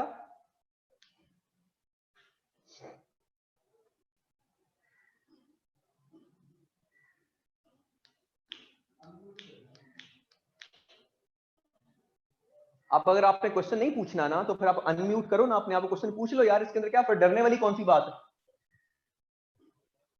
अभी पूरे का पूरा टाइम लगा के मैंने आपको ये समझाया कि what is the difference between analysing a question and analysis of a question. उसके अंदर आपको नहीं, अगर अभी भी आपको चीज समझ नहीं है तो क्वेश्चन पूछो, अगर आपके पास क्वेश्चन है तो पूछो यार उसकी चीज के ऊपर। ये क्वेश्चन आपको समझ लग गया यहाँ पे, यहां तक पॉइंट समझ लग गया, ठीक है जी। इवैल्यूएट वाला वो अगर हम दोबारा डिबेट में चले गए ना तो वो बहुत ज्यादा डिबेट उसके अंदर चली जाएगी, ठीक है। अब let us understand this point, आगे चलते हैं जी, इस पॉइंट को चलते हैं, समझ लेते हैं। अब हमारे पास इलस्ट्रेट तक हमें चीजों के बारे में समझ लग गई। अब हम आगे चलते हैं, अगला पॉइंट क्या है हमारे पास, वो है डिस्कस का। जब हम बात करते हैं वर्ड डिस्कस की, तो डिस्कस के अंदर आपने फिर प्रॉपर काम ये करना होता है कि आपने डिस्कस के अंदर प्रोज एंड कॉन्स पे बात करनी होती है, आपने डिस्कस के अंदर मेरिट्स और डीमेरिट्स पर बात करनी होती है, आपने डिस्कस के अंदर एडवांटेजेस एंड डिसएडवांटेजेस पर बात करनी होती है। ये होता है प्रॉपर आर्गुमेंट डिस्कस का। कि अगर आप कहते हो कि भाई आपने सीपैक को डिस्कस करना है, तो सीपैक के एडवांटेजेस आप एक साइड पर लिखोगे, डिसएडवांटेजेस एक साइड पर लिखोगे। अगर आप किसी और चीज की बात करते हो, फॉर एग्जांपल आप बात करते हो recognition of Israel as a state, Pakistan को रिकॉग्नाइज करना चाहिए इजराइल को एज अ स्टेट, डिस्कस, तो उसके आप बताओगे ये बेनिफिट्स होंगे पाकिस्तान को उसको डिस्कस करने के, ये पाकिस्तान को नुकसान होगा उसको डिस्कस करने का, ये हमारे पास मेरिट्स हैं उसको डिस्कस करने के, ये हमारे पास जो है वो डीमेरिट्स हैं उसको डिस्कस करने के, ये प्रोज हैं ये कॉन्स हैं। अगर डिस्कस का वर्ड आएगा तो आपका पूरे का पूरा क्वेश्चन दो पार्ट्स में डिवाइड होगा, यानी अब आपने पूरे क्वेश्चन को या एडवांटेजेस डिसएडवांटेजेस वाली साइड पर लेकर जाना है, या प्रोज एंड कॉन्स पर लेकर जाना है, या मेरिट्स डीमेरिट्स पर लेकर जाना है। इस पूरे के पूरी चीज को आपने समझना है, तो इसको कहते हैं आपके पास डिस्कस। तो डिस्कस में आपके पास दो साइड्स पे बात होगी, यानी प्रोज कॉन्स, मेरिट्स डीमेरिट्स, या अब आपके पास जो आपके पास समझ लीजिए कि बेनिफिट्स हो गए, या आप उसके बाद जो भी चीजें आपने करनी है, तो two sides of the question उसको आप अंडरस्टैंड करेंगे। तो ये आपके पास जो है फर्क आएगा डिस्कस के अंदर, ठीक है जी। नहीं टेबल के फॉर्म में करें डिस्कस, आप पैराग्राफ की फॉर्म में क्यों करेंगे, पैराग्राफ की फॉर्म में करेंगे नंबर नहीं आएंगे, बुलेट्स की फॉर्म में करें, राइट, बुलेट्स की फॉर्म में कर लें, ये आपके पास 1 है 2 है 3 है, इस तरह 1 2 3 कर लें, ठीक है, आप उसकी फॉर्म में कर लें। आप अपने पेपर प्रेजेंटेशन पे बात करनी है ना, पेपर प्रेजेंटेशन पर बात करनी है, तो पेपर प्रेजेंटेशन मैटर करती है ना at the end of the day, उसको आप बुलेट्स की फॉर्म में कर लें या आप उसको 1 2 3 की फॉर्म के अंदर कर लें, वो आपकी मर्जी है। लेकिन पैराग्राफ की फॉर्म में करेंगे एग्जामिनर को समझ नहीं आएगी, एग्जामिनर इतना डिटेल में पढ़ता नहीं है पैराग्राफ, एग्जामिनर पढ़ेगा सिर्फ और सिर्फ अगर आपने बुलेट्स में लिखा होगा। खुद समझ लीजिए ना, अगर फॉर एग्जांपल एक बंदे ने 3 सफ़ों के ऊपर एक चीज लिखी हुई है, बगैर कोई पैराग्राफ बनाए, बगैर कोई नंबर डाले, राइट, आपको पूरे का पूरा पैराग्राफ पढ़ना पड़ेगा, आपके लिए मुश्किल होगी। लेकिन अगर किसी बंदे ने पॉइंटर्स में लिखा हुआ है, पॉइंट नंबर 1 ये है जी, पॉइंट 2 ये है, पॉइंट 3 ये है, पॉइंट 4 ये है, तो आपको अट्रैक्शन भी थोड़ी ज्यादा होती है उसकी, और आपको समझने में भी आसानी लगती है। तो मैरिट्स डीमेरिट्स हो गए, ये सारा कुछ हो गया, फिर आपको किस में करना है, आपको उसमें करना है बुलेट्स की फॉर्म में या नंबर्स की फॉर्म में, इसको आप इस फॉर्म के अंदर जो है वो लिख सकते हैं, ठीक है जी। अब आपके पास एक और वर्ड आता है, वो वर्ड आता है एलूसीडेट का।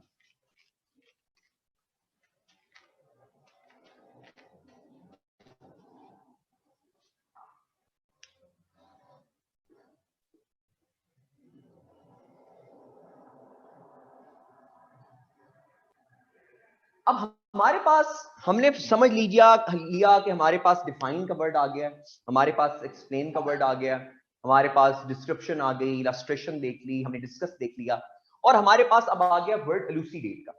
अगर हम एलूसीडेट की तरफ जाते हैं तो एलूसीडेट का जो फर्क होता है वो तकरीबन ऑलमोस्ट जो हमारे पास ना एनालाइज की तरह का ही वर्ड आता है, जिस तरह सॉर्ट ऑफ एनालिसिस आता है ना, सॉरी एनालाइज आता है आपके पास, जिसके अंदर आपने डिवाइड करना होता है क्वेश्चन को, डीकंस्ट्रक्ट करना होता है पूरे के पूरे क्वेश्चन को। तो आपका एनालाइज और आपका एलूसीडेशन ये तकरीबन ऑलमोस्ट जो है वो ऑलमोस्ट जो है आपके पास सेम जो है वो रहती है। लेकिन इसमें फर्क कहां पर आता है, फर्क आपके पास ये आता है कि एलूसीडेट जब आप कर रहे होते हैं तो एलूसीडेट के अंदर आपने उसको फॉर एग्जांपल थोड़ा सा लिटरेरी टर्म्स में लेकर आना होता है। फॉर एग्जांपल आप उसके अंदर डिफरेंट वो जो ऐड कर सकते हैं कि जिसके अंदर कोटेशंस ऐड कर सकते हैं, उसके अंदर डिफरेंट आप उसके अंदर फैक्ट्स एंड फिगर्स को एक्स्ट्रा आप उसके अंदर ऐड कर सकते हैं, रेफरेंसेस ज्यादा ऐड कर सकते हैं।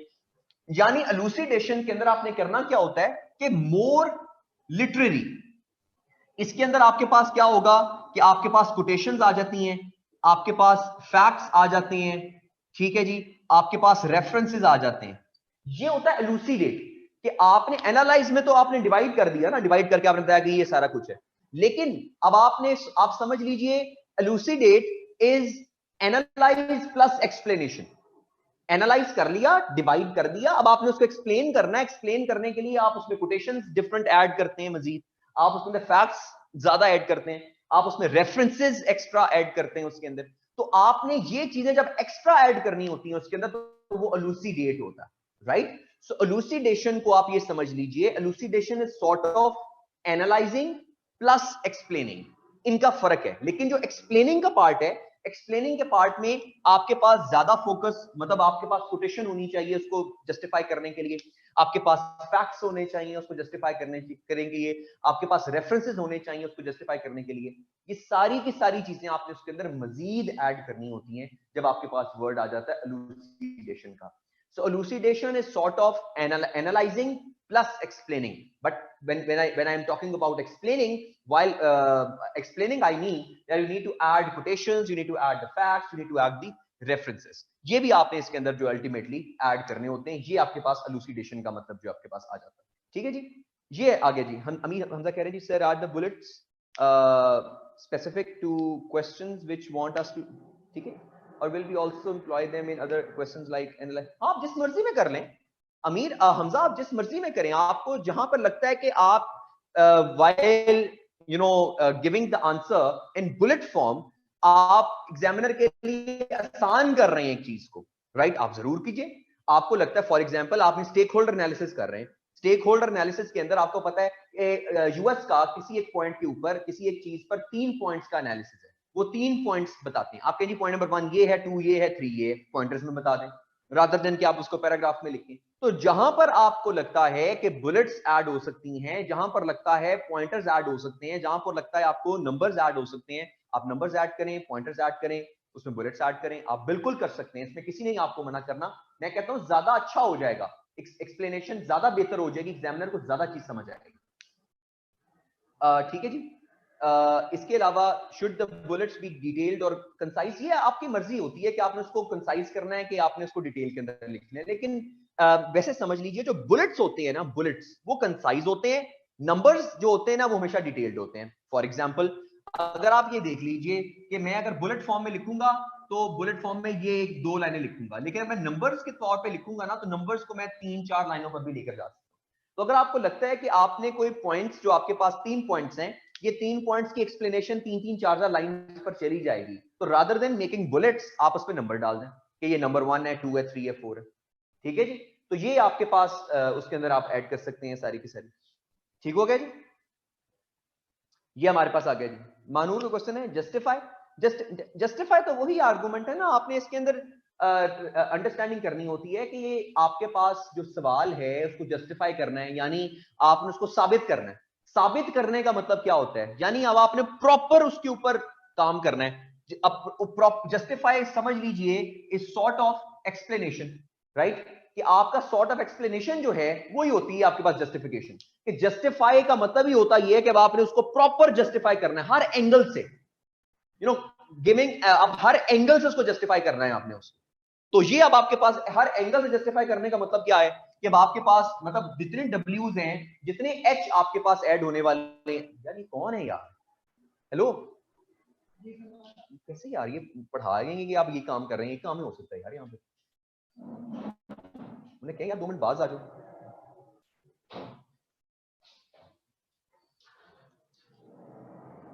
जस्टिफिकेशन की मैं बात कर रहा था, सॉरी बात कर रहा था जस्टिफाई की। तो जस्टिफाई को आप समझ लीजिए कि सॉर्ट ऑफ एक्सप्लेनेशन, राइट। तो एक्सप्लेनेशन के अंदर भी वही काम है, आपने जस्टिफाई करना होता है, हर चीज को जस्टिफाई कर रहे होते हो आप, जस्टिफाई। ठीक है, तो अब आपने उसके अंदर जितने डब्ल्यूज और एच ऐड होते हैं वो आपने उसको ऐड करनी, यानी जिस तरह से आप अपने क्वेश्चन को जस्टिफाई कर सकते हो, डब्ल्यू लगाओ, एच लगाओ, उसके अंदर जो हु, व्हाट, व्हेन, जितना कुछ लगता है उसको लगा के उसको साबित करना है आपने। सॉर्ट ऑफ आप समझ लीजिए justification is relatable to explanation. ठीक है जी। Personal analysis plus stakeholder analysis plus analyse, जी बिल्कुल ऐसे ही है Arsalan, you right. Replacement of headings or points sir, right, सब हेडिंग्स रिप्लेसमेंट। क्या मैं आपको उसमें मैं बताता हूँ, क्वेश्चन मैं लेता हूँ आपका। Right conclusion in bullet, no no no, conclusion bullets में नहीं आएगा, conclusion is not in bullets, क्योंकि कंक्लूजन आपको पैराग्राफ में लिखना पड़ेगा और इंट्रोडक्शन में पैराग्राफ में लिखना पड़ेगा। अब मैं आ रहा हूं उस चीज पर कि इंट्रोडक्शन कैसे लिखते हैं, कंक्लूजन कैसे लिखते हैं, उस पर मैं आ रहा हूं। ये तो वर्ड्स के दरमियान फर्क हमें समझ लग गया। अब हम चल रहे हैं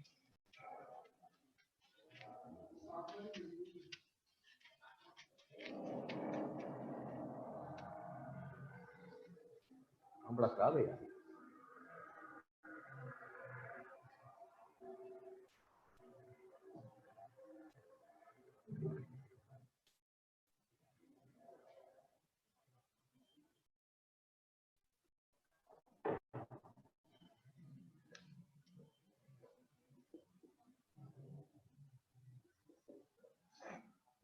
इंट्रोडक्शन,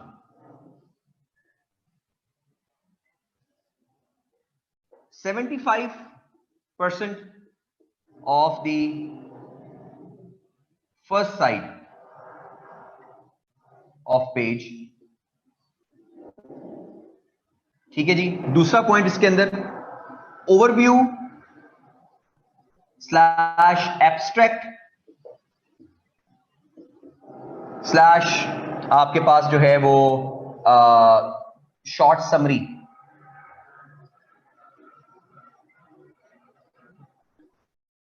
अब अंडरस्टैंड कीजिए इस चीज को। हम स्टार्ट कर रहे हैं इंट्रोडक्शन से। इंट्रोडक्शन क्या होता है सवाल का, इंट्रोडक्शन कितना होना चाहिए, क्या होता है। सीएसएस के अंदर जो एफपीएससी के एग्जामिनर है उसने जो हमें एक्सप्लेन किया है, उसने कहा कि आपका जो इंट्रोडक्शन होना चाहिए वो 75% of the first side of the page होना चाहिए। मतलब जो आपकी पहली साइड है, फर्स्ट साइड, उसका जो 75% है, मतलब 3/4 क्वार्टर्स जो है ऑफ द फर्स्ट पेज, वो आपके पास जो first side of the page है वो आपके पास इंट्रोडक्शन होना चाहिए। इंट्रोडक्शन के अंदर पैराग्राफ्स डिफरेंट नहीं होते। इंट्रोडक्शन में एक ही पैराग्राफ होता है और एक ही पैराग्राफ को आपने 3/4 ऑफ द फर्स्ट साइड पर लेकर जाना है, यानी 75% of the first side of the page ही आपका इंट्रोडक्शन होता है। इंट्रोडक्शन के अंदर होता क्या है, इंट्रोडक्शन के अंदर आपके पास होता है जी ओवरव्यू, एब्स्ट्रैक्ट या शॉर्ट समरी, जो भी वर्ड आप इसके अंदर लिखना चाहते हैं, जो भी आपको समझना चाहते हैं आप वो समझ लीजिए। इंट्रोडक्शन की हेडिंग डालना जरूरी है जी, बहुत जरूरी है। इंट्रोडक्शन की हेडिंग डालना बहुत जरूरी है। आपने इंट्रोडक्शन की हेडिंग डालनी। ये जो हम बाकी फनकारियां लगाते हैं जी, वो इसके अंदर जो एब्स्ट्रैक्ट लिखने की कोशिश करते हैं वो थीसिस में लिखा जाता है। इंट्रोडक्शन सीएसएस के पेपर में इंट्रोडक्शन नहीं होता, क्योंकि जो एग्जामिनर के पास आपकी जो पेपर चेक होने के लिए जाता है तो उसके साथ एक शीट जाती है एग्जामिनर के पास, उस पे उसने मार्कर 5 से 7 पॉइंट लिखे होते हैं। क्या अप्रोप्रिएट इंट्रोडक्शन था, क्या अप्रोप्रिएट कंक्लूजन था, तो उस पे उसने यस नो समवट करना होता है। क्योंकि वो जब वो टिक करेगा तो जब वो रीचेकिंग के लिए जाएगा तो वो रीचेकर चेक करेगा कि पहले एग्जामिनर ने कहा है कि इसका इंट्रोडक्शन ठीक है, तो क्या इंट्रोडक्शन लिखा हुआ है इसने, और वहां पर इंट्रोडक्शन आपने लिखा ही ना हो तो फिर आपके नंबर कट जाएंगे। तो एग्जामिनर ने हमें बताया है कि इंट्रोडक्शन लिखना जरूरी है, और इंट्रोडक्शन कितना होना चाहिए, 75% of the first side of the page. अगर आप इससे कम लिख रहे हो इसका मतलब आप कोई चीज खा गए हो, अगर आप इससे ज्यादा लिख रहे हो तो इसका मतलब आप जरूरत से ज्यादा जो है ना इंफॉर्मेशन देने की कोशिश कर रहे हो इंट्रोडक्शन के अंदर। एग्जामिनर इतना वो जो है वो आपके इंट्रोडक्शन के अंदर इतना ज्यादा जो है टाइम नहीं लगाएगा, वो आगे सवाल को भी देखेगा। तो पहला पॉइंट क्या है, इंट्रोडक्शन। अब इंट्रोडक्शन होता क्या है, इंट्रोडक्शन एक ओवरव्यू होता है, एक आउटलाइन होती है पूरे के पूरे सवाल की, एक शॉर्ट समरी होती है, एक एब्स्ट्रैक्ट होता है पूरे के पूरे क्वेश्चन का। आपने इंट्रोडक्शन के अंदर आप ये समझ लीजिए कि आपने अपने इंट्रोडक्शन के अंदर अपने पूरा जो सवाल करना है उसकी एक शॉर्ट समरी लिखनी है। इंट्रोडक्शन में कोई बैकग्राउंड देने की जरूरत नहीं है, इंट्रोडक्शन के अंदर कोई इस तरह की बातें करने की जरूरत नहीं है जो एग्जामिनर ने पूछा ही नहीं है आपसे। एग्जामिनर ने जो सवाल आपसे पूछा है उस पूरे सवाल को अगर आप ये समझ लीजिए, आप अंडरस्टैंड समझ लीजिए करने के लिए आप ये समझिए, जो सवाल मेरे पास आया है मुझे इसको 75% ऑफ द फर्स्ट साइड पे पूरा करना है, समझने के लिए कि मुझे इस पूरे के पूरे सवाल को 75% of the first side of the page पे कवर करना है। अब आप देखिए ना, सारे पार्ट्स को थोड़ा थोड़ा एक्सप्लेन करेंगे उस एक्सप्लेनेशन उस इंट्रोडक्शन के अंदर, इसी को इंट्रोडक्शन कहते हैं। So introduction is basically the overview, introduction is basically the abstract, introduction is basically the short summary of the entire question that has been asked. इसके अंदर बैकग्राउंड देने की जरूरत नहीं होती unless it is asked in the question के background में, तो उसमें आप थोड़ी सी बात उसके अंदर अल्टीमेटली कर सकते हैं। फॉर एग्जाम्पल आपके पास सवाल आ जाता है इसके अंदर जो है आप कह देते हैं reasons of global warming and ways to counter it. For example सवाल आ गया, आप क्वेश्चन आ गया कि the world is facing the issue of climate change, right down the reasons of global warming and the ways to counter it. तो अब आपने ये नहीं कहना कि अच्छा भी इसके अंदर फॉर एग्जांपल क्लाइमेट चेंज क्या होती है, क्लाइमेट चेंज की डेफिनेशन की तरफ नहीं जाना। उसने आप ये कहा है कि the world is facing the climate change, what are the reasons of global warming and ways to counter it. तो आपने फिर ये क्लाइमेट चेंज पे एक लाइन लिखने के बाद आपने आ जाना है रीजंस के ऊपर कि ये रीजंस हैं। रीजंस को एक्सप्लेन नहीं करना, रीजंस को सिर्फ उसकी हेडिंग्स बता देनी है कि अच्छा भाई ये एक दो रीजन है। फॉर एग्जांपल ग्लोबल वार्मिंग के आपके पास रीजंस क्या हैं, आपके पास टेम्परेचर राइज कर रहा है। ग्लोबल वार्मिंग के आपके पास रीजंस आपके पास क्या है, गैसेस आपके पास एमिट कर रही है जिसकी वजह से आपके पास पूरी दुनिया का टेम्परेचर जो राइज कर रहा है। आपके पास जो है वो डिफॉरेस्टेशन हो रही है, आपके पास हॉरिजॉन्टल मोबिलिटी हो रही है लोगों की इंस्टेड ऑफ वर्टिकल मोबिलिटी। तो ये चीजें हैं आपके पास रीजंस। फिर थोड़ी सी आपने नीचे वेज टू काउंटर इट बता देने उसी एक्सप्लेनेशन सॉरी इंट्रोडक्शन के अंदर। तो आपने इंट्रोडक्शन का मतलब होता है, introduction is the entire overview, abstract या short summary of the entire question. इसमें कहानियां नहीं लिखनी, आप सिर्फ ये समझ लीजिए एक सवाल आपके पास है, उसका आपने आंसर करना है 3/4 पेज के ऊपर। बस एक सवाल है आपका, उसका 3/4 पेज पे आपने आंसर करना है। तो आप सारे सवाल को पूरा करेंगे 3/4 पेज पे तो आपका सवाल पूरा होगा ना। इसमें कहानियां नहीं लिखनी होती। Introduction is just hitting the bull's eye. आप समझ लीजिए कि एग्जामिनर अगर आपका इंट्रोडक्शन पढ़ ले तो एग्जामिनर को समझ आ जाए कि अब आप आगे पूरे के पूरे सवाल में क्या लिखने लगे। इसको कहते हैं इंट्रोडक्शन। इंट्रोडक्शन ये हमारे पास आता है, यानी ओवरव्यू, एब्स्ट्रैक्ट या short summary of the entire question, इसको इंट्रोडक्शन कहा जाता है। ठीक है जी। ये 7 साइड्स जो हैं, 7 साइड्स आपके पास अच्छी होती हैं, 7 साइड्स आपके पास आ सकती हैं। Do we have to write heading of introduction? जी मैं आपको भी बताया कि आपने इंट्रोडक्शन की हेडिंग देनी होती है, क्योंकि इंट्रोडक्शन के लिए आपके पास जो एग्जामिनर के पास आपका पेपर चेक होने के लिए जाता है, उसके लिए उसके अंदर क्या होता है कि उसके अंदर आपके पास लिखा होता है कि क्या अप्रोप्रिएट इंट्रोडक्शन था कि नहीं था। Include map and quotations, if we do so the introduction will exceed 75%। जी and the last class of interface it was said that introduction must include the map। नहीं, मैप अगर आप इंट्रोडक्शन के अंदर आप ऐड करेंगे ना, इंट्रोडक्शन के अंदर आप मैप ना ऐड करें। आप फॉर एग्जांपल आपको लगता है कि आपने मैप ऐड करना बड़ा जरूरी है उसके अंदर, अच्छी बात है, आप इंट्रोडक्शन को कंप्लीट करें। इंट्रोडक्शन को कंप्लीट करने के बाद अगली हेडिंग डालें, हेडिंग के नीचे मैप बना दें, तो वो sort of part of introduction ही बन जाता है। लेकिन क्या है कि अब इंट्रोडक्शन नहीं होता, लेकिन